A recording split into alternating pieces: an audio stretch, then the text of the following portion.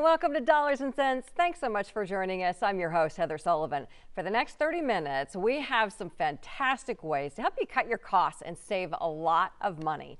I've been curating some of the best consumer reporting from Fox stations across the country, all to put the tools right in your hands to help you financially. Today, we're going to break down easy steps you can take right now to take a big bite out of the expense of holiday shopping so you don't have to take on debt this year. Are you tired of tipflation? Every time you turn around, the requests for tips just seem to get bigger and bigger. We'll show you proper tipping etiquette to relieve that pressure while still rewarding good service. New hacks to clean up your costs on how you do laundry. It makes up to 10% of your power bill. Plus, you are overspending on detergent. I guarantee it. And stick around till the end because we've got a fun look back at bloopers and outtakes as we congratulate Steve Noviello for 20 years of consumer reporting and advocating for you. Okay. Have you started your holiday shopping yet? I know it's October, and don't look at me like I'm crazy. Sales started really early this year, and you just might want to take advantage of them. Nearly 1/3 of consumers already have started buying their gifts already. So Fox's Dawn Hasbrook shows us how starting now can help take the financial cringe out of Christmas. What we consistently are hearing from shoppers is that there's an unknown, right? There's unknown around where the economy is going. Brad Godwin is a senior VP with the rewards app Shopkick. There's pending layoffs that I think are going to happen. They happened last year in Q4 across much of the major industries across the US. And I think there is anticipation and the data to believe that that's going to happen again.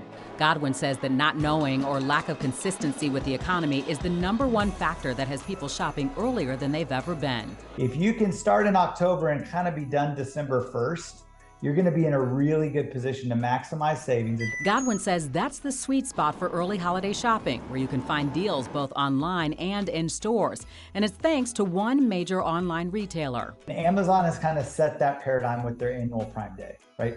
Shoppers are trained to seek those deals, specifically in consumer electronics. We're seeing Christmas creep starting earlier than ever, and there's a few things happening here.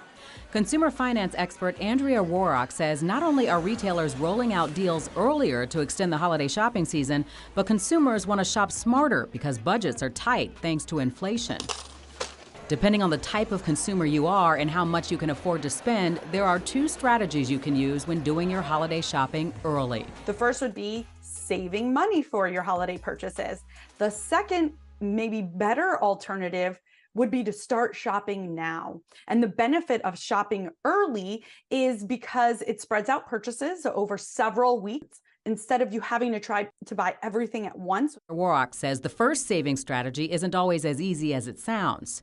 The reality is people aren't as good at stashing away cash because an unexpected purchase comes up, a dinner out with friends comes up, and there's always a reason to use that money instead of saving it. With so many sales happening in 6 weeks, how can you tell which deal is for you? One tool I like is called Karma. Karma is great because it offers price comparison, but they also have a price tracking tool. So you can add items to your wish list in the tool, and then they will alert you when it goes on sale. CamelCamelCamel.com. This is a website that tracks prices specifically for items sold on Amazon, and that's just a good benchmark. But that will tell you if the item you're looking at now is the cheapest recent selling price. No matter how much holiday shopping prep you do, Warrock says the #1 problem consumers still have is making a budget and sticking to it. But don't worry, there's an app for that too. And I'm going to show you some more apps in just a moment. But experts say planning out your holiday purchases really makes you more conscious about what you're buying, and it keeps you from shopping last minute, which is when we tend to go crazy and overspend.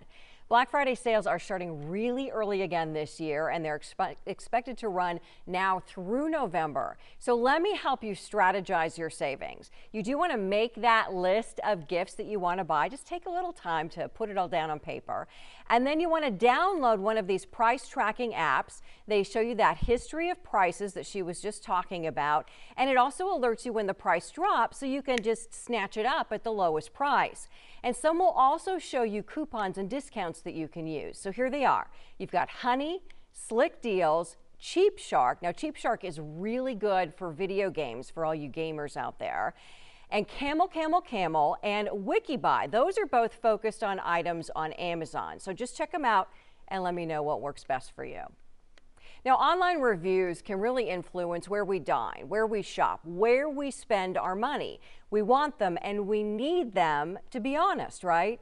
Well, business review site Yelp says it is taking another step to crack down on the widespread problem of fake reviews, which can mislead consumers. Consumer investigators and the Federal Trade Commission say 30 to 40% of business reviews online are fake. And Yelp has been flagging business reviews that are fake for a while now, but now it has published a list of nearly 5,000 of them across the country. To discourage fake and paid business reviews on the platform, business review site Yelp has now posted a list of businesses across the country it has flagged with compensated activity alerts, saying it caught someone offering cash, discounts, gift certificates, or other incentives for reviews. One business page on Yelp with the alert is Le Bijou Nails and Spa at 6134 Westheimer in Houston. Yelp says it posted this offer of a $100 gift card for a 5-star review, saying best review wins.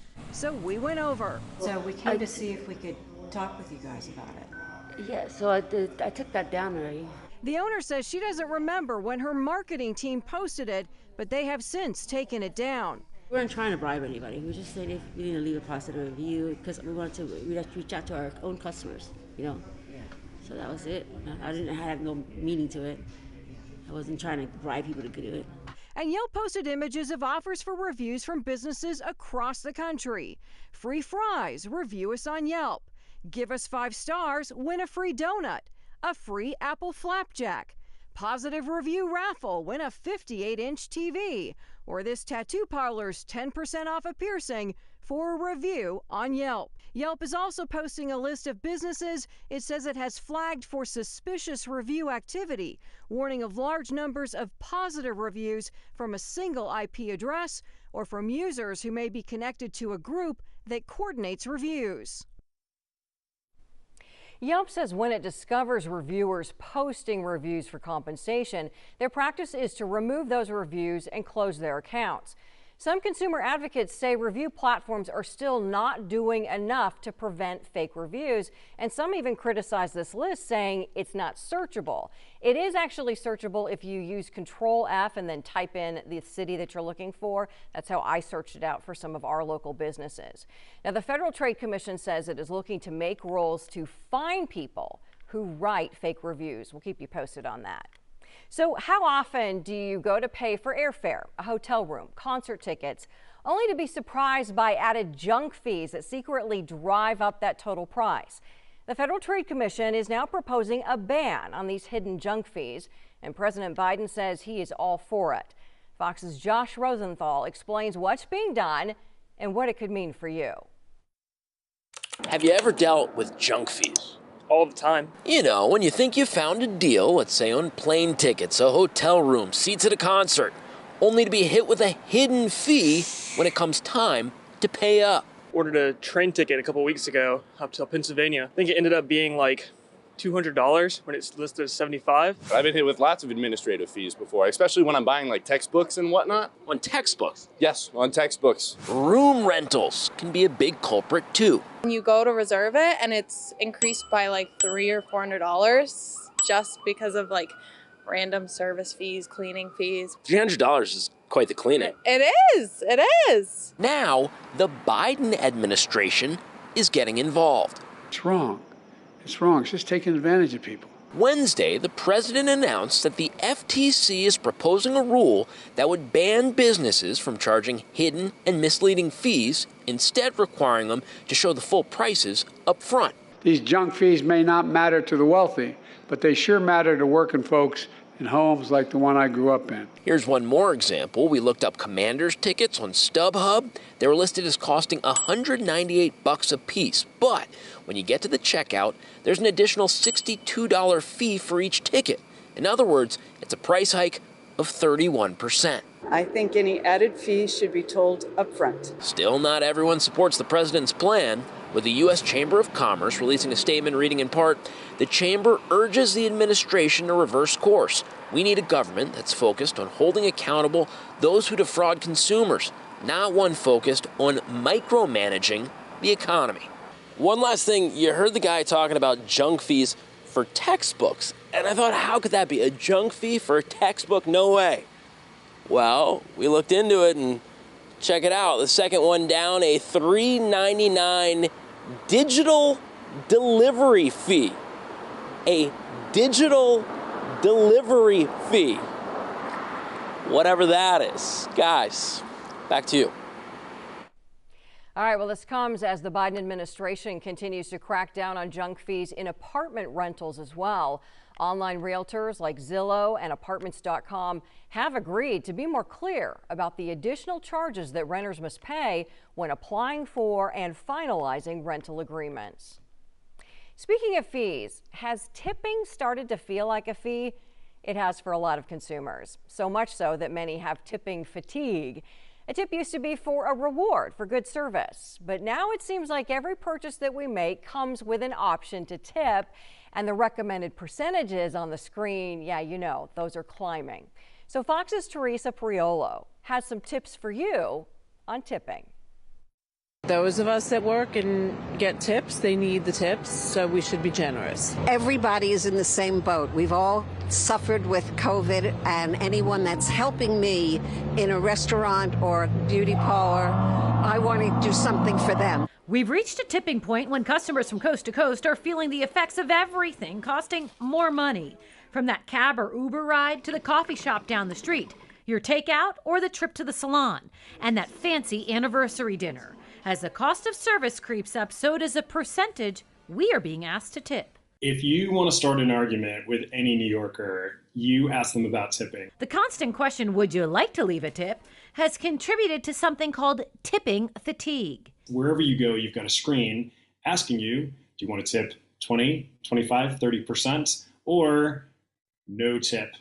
The rule of thumb, according to the etiquette master himself, recognize when someone is performing a service and be as generous as you can. I like to say if someone's grabbed the water out of a refrigerator, they perhaps haven't earned a tip. On the other hand, if someone has done a beautiful flower on top of your morning cappuccino and it's the place where you go every day, then those people should be tipped. And still, even generous New Yorkers are feeling the squeeze. It's tough when they default it to like 25 or 30. You have to catch it because then it gets really expensive as a patron. If you're looking for some data to back up your tip of choice, the restaurant platform Toast found that tipping at sit-down restaurants is still roughly 20%. At coffee shops, that number's about 15%. And for takeout, the standard right now is roughly 14%. On the Upper East Side, Teresa Priolo, Fox 5 News. Great rules of thumb. And here's some more tips on when and how much to tip.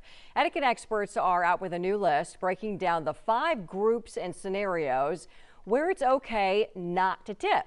First, professionals. Experts say you don't need to tip plumbers or cable technicians.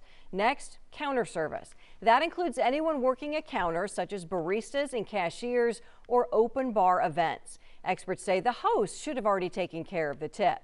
Double tipping is also unnecessary. And finally, no tip is necessary for poor service, but that comes with an asterisk. In the case of a restaurant, experts suggest 20% as a standard tip, but never lower than 10%, especially if the worker is not the one that's at fault. Okay, we've all been looking for ways to save money on groceries, on gas, on healthcare, everything. But have you thought about changing the way that you do laundry? 10% of our energy bills actually comes from washing and drying our clothes. But there are some new laundry hacks that can actually chop down your costs. You know, the average family does 300 loads of laundry a year. That's a lot of laundry. And maybe you use these pods. I know they're really convenient, but these things cost about 67 cents per load, or more than $200 a year. If you were to use a liquid, let's use the most popular Tide Ultra, that costs you about 28 cents a load and cuts that cost down to $83 a year. And I found some more ways to help you clean up. We wear clothes, we wash clothes, we repeat. But laundry rules have changed, and new hacks can mean less money down the drain. Laundry expert Cindy Bray says it's no longer necessary to wash all your clothes in hot water. Use cold. A lot of us were raised with the idea that you need hot water in order to get your clothes and your sheets clean, and that's just not true anymore. A lot of the detergent on the market is actually formulated to work best in cold water. Most of the energy that you use in the washing machine goes to heating the water. So dial that temperature down to cold and you're going to save a lot of energy, and your clothes are all going to last a lot longer too. You only need 2 to 3 tablespoons of detergent, especially concentrated formulas. Bleach can actually break down fabrics, and you don't need a separate stain remover. You can pre-treat stains with your liquid detergent or use an oxidizing detergent. And using fabric softeners can actually reduce your towel's absorbency. Wash full loads with the extended spin cycle to extract more water. Switch loads while the dryer is still warm, and don't fill the dryer more than 2/3 so the air can circulate. Then in the dryer, you know, when one sheet will wrap itself around everything else in the load and then nothing inside dry. There are different clips on the market to keep them separated. Bray invented the wad-free clip. So they come out cleaner. The washer won't go off balance, and then they dry up to 75% faster. Clean your dryer's lint tray between each load and vacuum out the vent and hose once a year. And Bray says set the dryer to lower heat. Turn the temperature of the dryer down to low. Even if you have to run that dryer for a longer period of time, you're going to save a lot of energy. Run loads during off-peak energy hours like evening or morning. And when it's time to replace your washer and dryer, Energy Star certified units use up to 25% less energy. You can also put a dryer ball in your dryer. You can buy plastic ones at the store or just use a clean tennis ball. It keeps the fabric separated so the air circulates better and it dries faster. It also cuts down on static cling so you won't need to buy dryer sheets. Heather Sullivan, Fox News. And if you do use a laundromat, many offer loyalty discounts and rewards, or there's a day of the week, usually it's Wednesdays or midweek, when it's actually cheaper to use the machines because fewer people are there. The Social Security Administration just announced that retirees will get a 3.2% cost of living payment increase starting in January. It's much slower than the 8.7% from this year, but it is higher than the average of 2.6%. But a survey from advocacy group the Senior Citizens League says 80% of retirees say Social Security benefits need better protection from inflation. Fox's Chelsea Torres has that story. The Social Security cost of living, or COLA adjustment, will give seniors a 3.2% increase in their monthly check. One woman tells me she feels like she can't retire because she cannot make a comfortable living on just Social Security alone. At 70 years old, Suzanne Menser is still working full-time. I have never retired, and quite frankly, the outlook is that I will never be able to retire. Menser says she'll continue to work even though she gets Social Security every month. The Social Security Administration says almost 50 million retired Americans get a check from them each month, with an average of $1,800. Somehow that number, what it costs to live, always stays ahead of what people have. I've been working on W-2 type jobs since I was 16 years old, and I'm amazed how it doesn't add up after a while. The new cost of living adjustment reflects current inflation numbers. This upcoming year, the monthly check will rise by 3.2%. If for whatever unfortunate reason inflation spikes again, then the COLA that they're going to get is going to be less than the actual price increase in 24, and that's going to hurt them. But even a bump in pay will not cover all the expenses for some retirees. Menser has noticed more seniors looking for jobs. There's lots of seniors out there looking for a way to supplement their Social Security. No, it takes all the money you have to sit around and not work anymore. Seniors will start seeing the increase in their checks come January. Chelsea Torres, Fox News. It does take all the money you have. All right, well, in addition to the challenges of living on Social Security, a study finds non-tech savvy seniors are not able to take advantage of the digital-only coupons at many grocery stores. The Pew Research Center found nearly 40% of people over age 65 do not have a smartphone and 25% don't use the internet. Well, that means that millions of seniors, many who need the help the most, can't get the discounts that are offered only through digital coupons. So Fox's Steve Noviello takes a look at the problem. When it comes to clipping coupons to save, seniors are being sidestepped. That's the finding from a new report from consumerworld.org, the consumer watchdog group out of Boston. The site points to what looks like great deals, but look closer and you'll see they're only available after you navigate your way through a system of digital coupons. That means digitally disconnected or otherwise not tech-savvy seniors are unable to access rock-bottom prices. Unlike loyalty cards or traditionally clipped coupons, digital deals often must be pre-selected in advance from a computer or smartphone and then loaded onto an online account to get the advertised sale price. A 2021 study by the Pew Research Center showed that 39% of those 65 and older do not own a smartphone and 25% don't use the internet. That means millions of seniors cannot take advantage of digital-only deals. Consumer World reviewed offers from more than 50 supermarket chains, including Albertsons and Kroger, and found that 2/3 of them had digital-only discounts. Albertsons and Kroger, by the way, own about 5,000 stores, which operate under roughly 40 nameplates. Neither one responded to the site's request for clarity on their digital-only offers.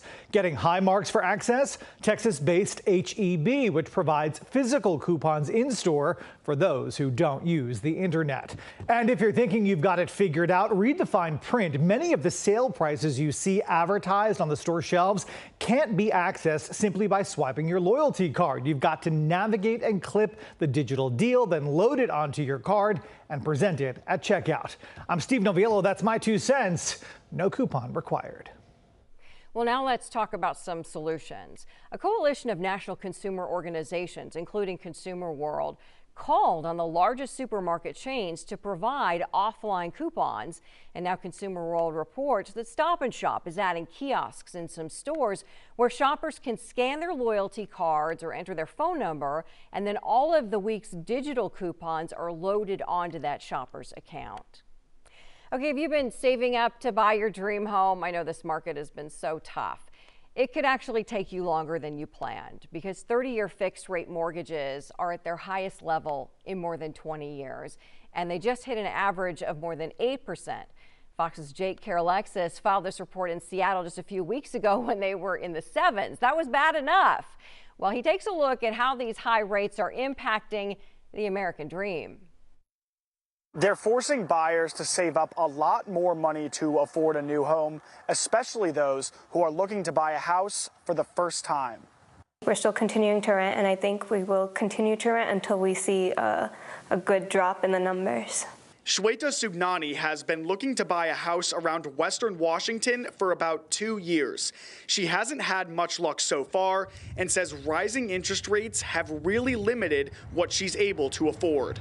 When it comes to working out the numbers, the high interest rates do play like a big, if not the biggest, part in determining whether or not we can afford the house.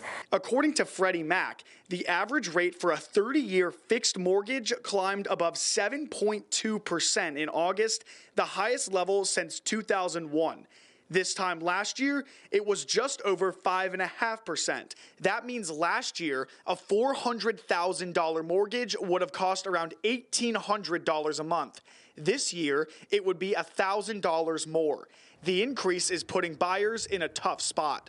Rates seem to be remaining high for the short term, so I don't see the situation improving in the next year all that much. Shweta says she's willing to wait out the high interest rates to an extent. I think we're going to reach a point where we're going to need a bigger house.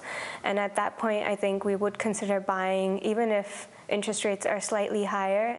Redfin says a lack of supply is also a problem, as people who locked in lower interest rates during the pandemic aren't looking to sell their homes as rates rise. In Seattle, Jake Carolexis, Fox 13 News. All right, well, finally, we are marking a milestone. Consumer reporter Steve Noviello in Dallas celebrates 20 years at Fox. It's been 2 decades of advocating for you, the viewer, reviewing products and saving you money, but he says that's only part of the story.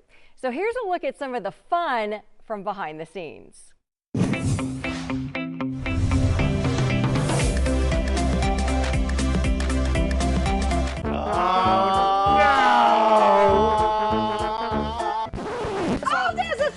Telling me I had one, and one big. I don't think she was, and on top of that, she didn't get a free phone. Were you recording? Of course I was. Of course you were. This one was amazing to me. Really? Yeah, it's. You never say that. Wow, you're not that hot. No, I'm just. Okay. Thank you guys. Thank you. But they can meet. I love it. I love it. I will say it's a good thing we have a similar sense of humor. Right. Actually, I got nominated for a photography A photography Emmy! for shooting this with my iPhone. Stay on that, Daddy. This is when I wore a shirt and tie in the field. I'm not Merlin. It's a camera, not a magic wand. So what happened? You gotta be. Sit through the sales pitch and say, No, thanks. every chance I got. Asshole. There is no damage on the door. Your photographer humor is hysterical. How did it come on? About that one. I'm not even in it.